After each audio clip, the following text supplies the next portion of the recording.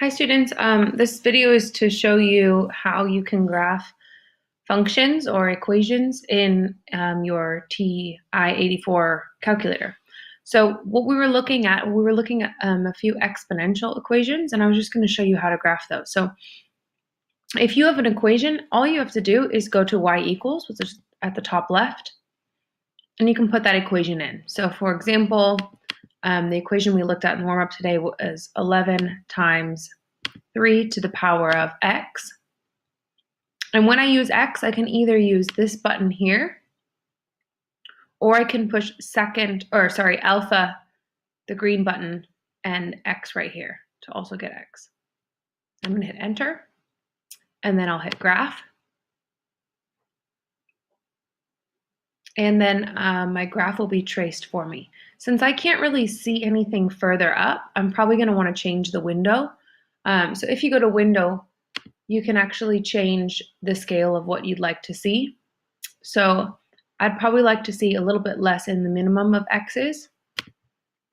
And you have to think about this yourself, about how much you'd like to see. And I probably just need to go to maybe 5 or so. And for the y minimum, I don't really need to see any negatives because, yeah, as you saw, our graph didn't go into the negatives. But I'd like to see a lot more of the positives. So you have to think about how much of the x-axis do I want to see and how much of the y-axis do I want to see, and I can hit graph again. And now hopefully we can see that exponential function a little bit better. Okay, another way to do this is if you hit zoom. Hold on a second, here we go, zoom. If we scroll down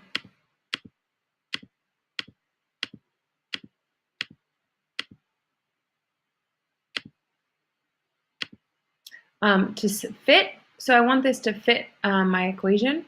Instead of having to scroll each time, I can actually just hit 0, and then that should work for me.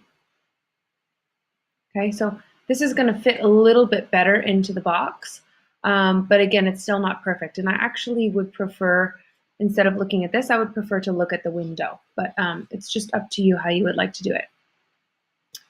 Okay, if you would like to see another equation on top of this, all you'll have to do is just go back to the y equals and go down, and then you can see, let's just put in another one, maybe 2x plus 5, enter, and then graph it, and then you'll be able to make a comparison between these two graphs.